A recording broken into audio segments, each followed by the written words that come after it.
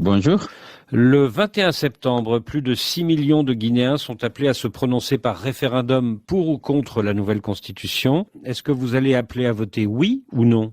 Écoutez, l'UFDG ne se sent pas concerné par cette opération parce que d'abord la junte n'a jamais accepté qu'il y ait un dialogue pour définir les termes dans lesquels le retour à l'ordre constitutionnel serait organisé. Elle a toujours fait ce qu'elle a voulu et que donc l'UFDG et les coalitions dont on est membre ne se sentent pas concernés par cet événement.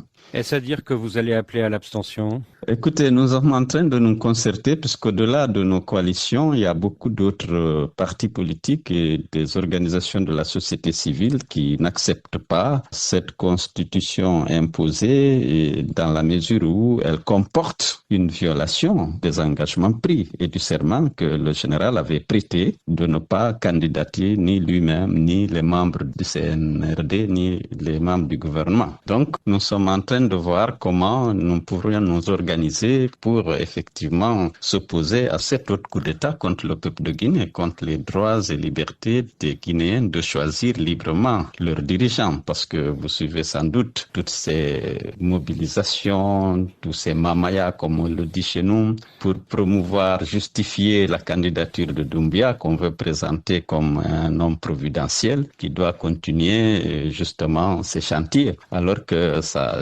gouvernance a été catastrophique pour le peuple de Guinée, marquée par une violation massive et récurrente des droits humains et des libertés fondamentales, marquée par les disparitions forcées. Vous connaissez le cas de Fonike Mangue, Biloba, Marwan Kamara, Simiga. Il y a au moins 4 acteurs majeurs de la société civile et des journalistes qui sont portés disparus et dont on n'a pas de nouvelles jusqu'à maintenant. Je ne parle pas de la corruption et du détournement des deniers publics.